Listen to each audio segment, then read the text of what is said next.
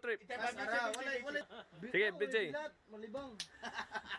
Good day, Philippines! And we are here live at MOA, Philippines, to witness the coronation of our Miss Philippines 2050. And here we are to witness not only the wit and the beauty of our contestants, but also the talent. Dogi. And the contestant number 1 from Barangay 2, Shaton, Negros Oriental, Philippines, 6219. Ang Diba Raketera ng Barangay 2, Miss Maria Virginia Di Papu. Makabali og Lord,